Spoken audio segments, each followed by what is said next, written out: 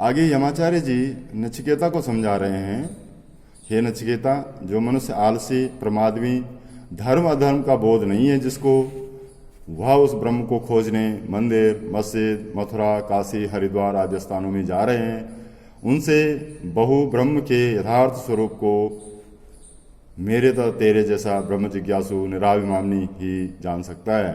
अहंकारी अज्ञानी कभी नहीं जान सकते हैं। हे नचिकेता, ब्रह्म की कृपा उसी पर होती है जिसका मन, वचन, कर्म एक होता है और वैसा ही अच्छा आचरण करता है।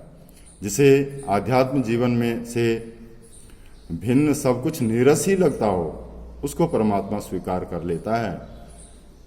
अभ्यास वैराग्य योग के द्वारा चंचल मन को वश में कर लिया, इसी को जो है ईश्वर के दर्शन कहते हैं।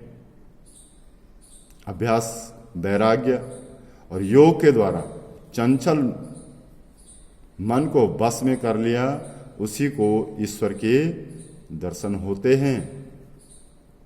इससे भिन्न दुष्कर्मी अशांत मन चित्त वाले को कभी भी ब्रह्म के दर्शन नहीं हो सकते हैं।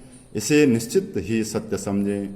जैसे शुद्ध स्थिर दर्पण में शुद्ध स्थिर आकृति दिखती है, वैसे शुद्ध पवित्र अंतःकरण स्थिर आसन उपासना होती है। ब्रह्म दर्शन के लिए ब्रह्म बल और छात्र बल परिपुष्ट होना चाहिए। जिसका मन धार्मिक और ईशोपासना से युक्त है, जो पाप रूप मृत्यु से डरता है और पवित्र जीवन का उपासक है, वही ब्रह्म का जो है साक्षात्कार परम पद को प्राप्त कर ब्रह्म के आनंद में जो है लवलीन हो जाता है। इस प्रकार के ज्ञानी ही उस देवों के देव महादेव को प्राप्त कर हर्ष और शोक से मुक्त हो जाते हैं, अर्थात जन्म मरण दुख से छूटकर परम आनंद को प्राप्त हो जाते हैं। ओम।